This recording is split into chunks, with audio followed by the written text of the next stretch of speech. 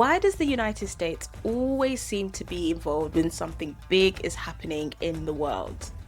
Iran, Ukraine, Israel and Palestinians, Venezuela. No matter where you look, the United States is either commenting, sanctioning, funding, warning, or positioning itself somehow. And I realized recently, I don't know why. Welcome back to Where Truth is Valued.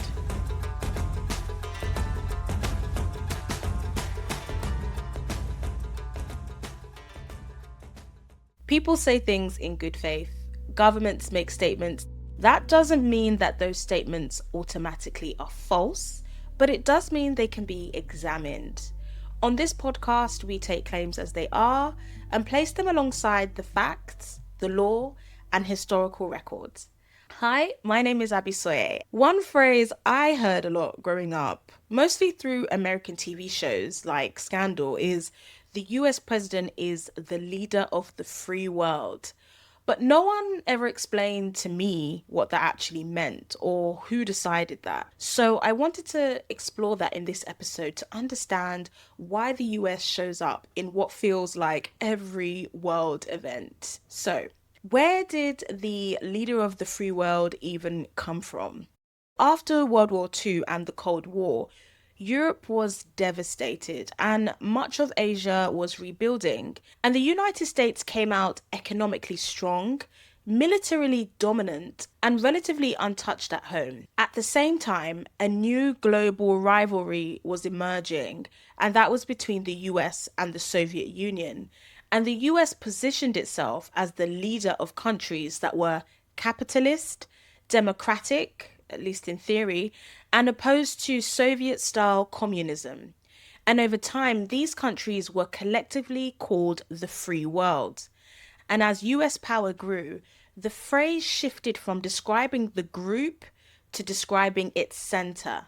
And that's when the US president started being called the leader of the free world. Not because anyone voted on it, but because power stepped in to fill the gap.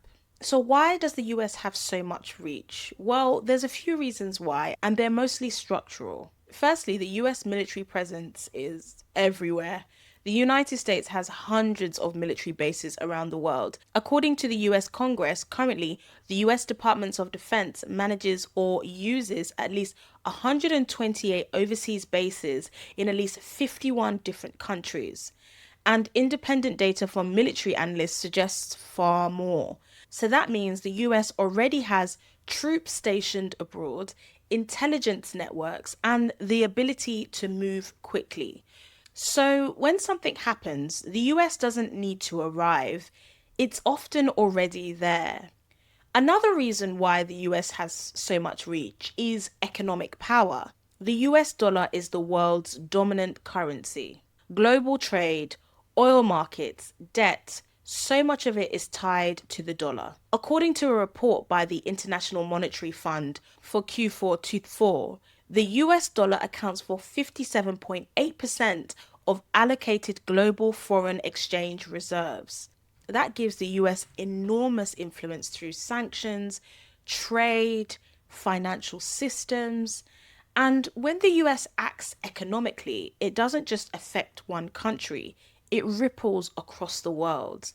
Let's take tariffs, for example. When the US imposes tariffs, which are taxes on imported goods, it's not just making a trade decision, it's using its market size as leverage. Under Donald Trump, tariffs have been aggressive, especially against China. The logic is simple. If you want to access the American market, you play by American rules. And that doesn't just affect China, it affects global supply chains.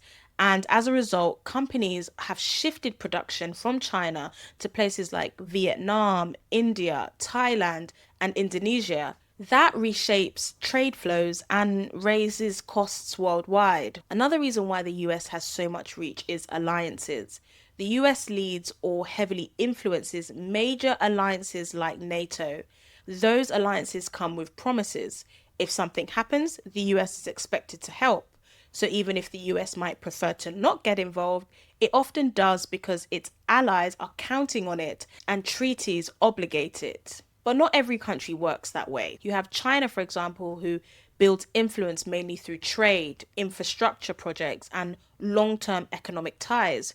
You have Russia, who leans on energy supplies, geographic proximity, and military pressure to shape outcomes in its borders. The US is in an unusual position because it can combine military power, economic weight, and alliance leadership all at once. So their reach is seemingly greater. Going back to my initial question about the US president being the leader of the free world, is all of this reach, all of this power about protecting freedom? Well, officially, US interventions are often framed around protecting democracy, defending human rights, and maintaining global stability, which reinforces the idea that the US has a responsibility to act. And that's where the phrase leader of the free world still does a lot of work. Under President Donald Trump, decisions are often justified in terms of immediate US benefit. It always seems to come down to a simple question: does this benefit the United States right now?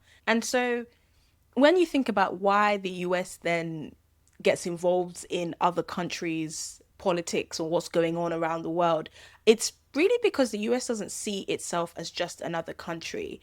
It sees instability anywhere as something that can eventually affect its economy, its security, and its global position. And there's also a fear that if the US doesn't act, somebody else will. Somebody else mainly being China or Russia. China is the long-term economic and technological competitor to the US, and Russia has exerted influence through energy leverage, proximity, and military pressure. So when the US intervenes, part of the calculation is often, if we step back, does China and Russia step in? China and Russia are powerful countries with a different set of values to the US and will drive a lot of intervention even when the outcomes are messy or controversial. And right now, the Arctic is a live example.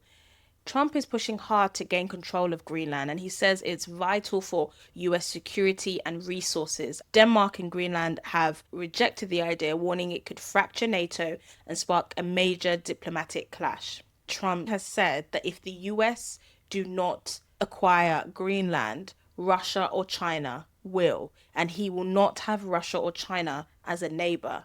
He says he loves the people of China, he loves the people of Russia, but he doesn't want them as a neighbor. But the US hasn't always intervened in matters across the globe. One clear example is Rwanda. In 1994, despite clear warnings of genocide, the US and other major powers chose not to intervene militarily, and the results were catastrophic. The moment still echoes in foreign policy debates today, and it's often raised, sometimes quietly, sometimes out loud, as a reason for action. What happens if we do nothing? In previous episodes, I spoke a lot about international law, and what I've seen is that sometimes the US makes decisions and it seems to override international law. I've come to find out that is partly because of its power. The US is a permanent member of the UN Security Council. It's a major funder of international institutions, and it's militarily capable of acting without approval. So when the US acts, international law often reacts after the fact. And that doesn't mean that the law disappears, but it does mean enforcement becomes political.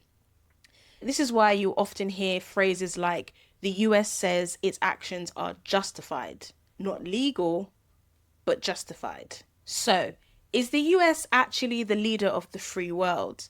Well, that depends who you ask. Some countries still look to the US for leadership, others see it as an overreach. And many people around the world live with the consequences of decisions made far away. So when we see the US involved again, question what kind of world was built when one country is expected to show up everywhere? Thank you for tuning into this episode. If you liked it, subscribe, comment, share with friends, and remember, remain curious and keep valuing the truth. Bye.